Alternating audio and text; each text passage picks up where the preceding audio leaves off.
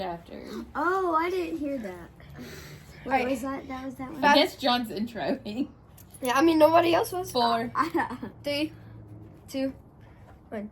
Hey guys, welcome back to Bible Fun with the Nuns. Today we're studying 1 Corinthians chapter 1. 2 Corinthians chapter 1. Let's get started. Let's do it. Yep. We're really together. And actually, Jax is here. He just decided he didn't fit and Almost didn't here, want to too. cuddle on this couch, even though he totally fits. So in 2 Corinthians, I'm excited to be reading this. It is written by one of my faves, the Apostle Paul. And he actually has become one of my faves because of what we learn about who he is in this chapter. And it's later, towards the end. But just to give you a little story, because nobody asked. I was reading through 1 Corinthians a few years ago. And it was the end of the year. And Preacher Hubs likes to do, let's read through the Bible all in a year. And so you draw a chapter or a book of the Bible, and it says the chapters to read, and by the end of the night, like, the whole church has read the whole Bible, sometimes more than once, depending on attendance, you know. But when I drew books of the Bible, it was 2 Corinthians, and it was the end, and I was like, oh goodness, spoiler, you know, not like I hadn't read it before, but it was the end of the letters of what I was reading. But the chapters that I got to read talked about Paul's weakness, talked about Paul's insecurities, talked about, actually Paul isn't super secure in being a huge powerhouse for the gospel. And really, I had never thought of him in a human way, because I know he writes most of the New Testament. I know his impact that his ministry has had. And so to read that someone has fears, insecurities, weaknesses, comparison issues, to see that someone is human and God still uses them in mighty, amazing ways was so encouraging to me. And so, just a little bit of background. 1 Corinthians, Paul started a church in Corinth. And so when he started the church, he, establishes good leaders to lead them up. People get saved, and that church is born.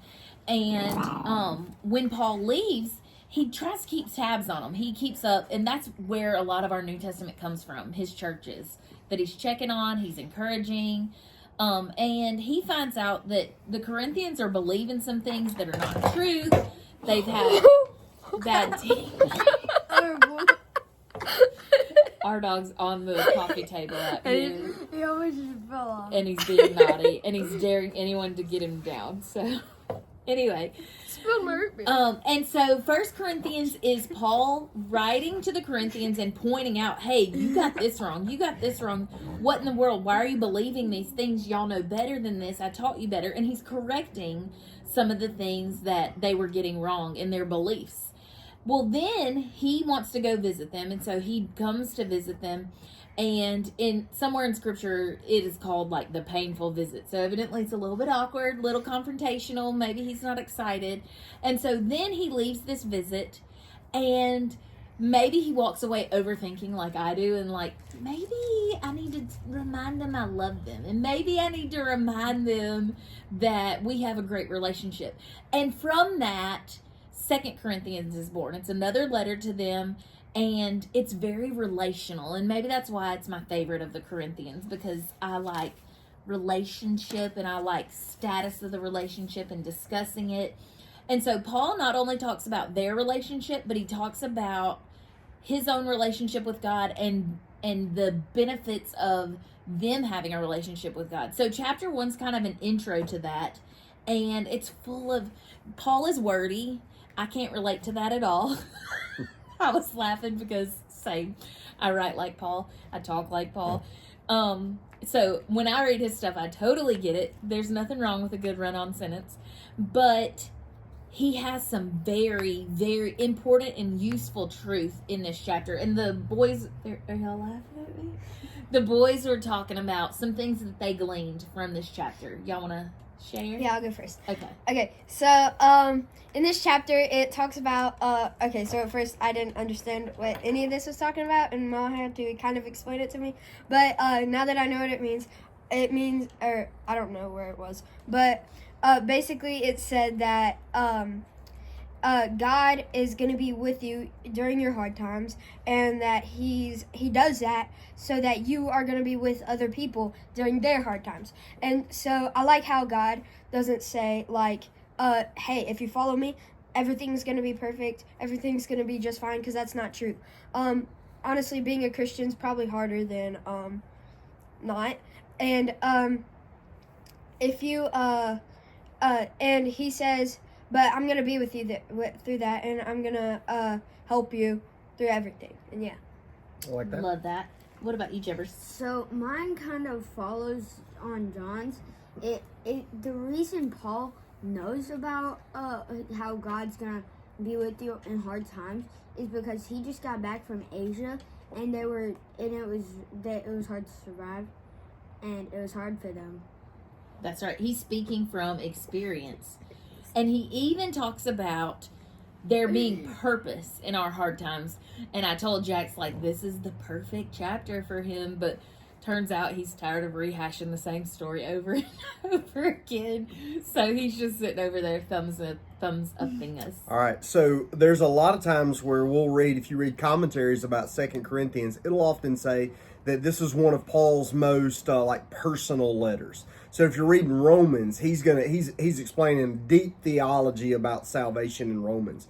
But 2 Corinthians, he's talking about the troubles he's gone through, and really he talks about trouble as we would like a terrible friend. Was his trouble terrible? Yes. But had it become a friend? Yes. Why? Because it had pushed him to Jesus. So there's an old quote by Charles Spurgeon that I like, and it says this basically. It says, before or whenever God means to make a man great, he always breaks him in pieces first. And the idea is that God chastens, he disciplines those whom he loves and those whom he's going to use. And so in order to not make sure that they don't get egos out of control or pride out of control or whatever it is, God will go through and allow a process where that person is deeply humbled. And so they realize that their strength, if they're going to rely on themselves through this, they're not going to get very far. So they're going to have to rely every single moment on him. And you'll catch glimpses of that all the way through where Paul talks about, his thorn in the side. But I like verse 9. He says, when we had the sentence of death in ourselves. So Paul says, we really thought we were going to die, and we almost wished we could. Because, if you die, you just go to heaven, and that's better anyway. He said, when we had the sentence of death in ourselves, that we should, here's what he learned, that we should not trust in ourselves, but in God who raises the dead. But here's my favorite part.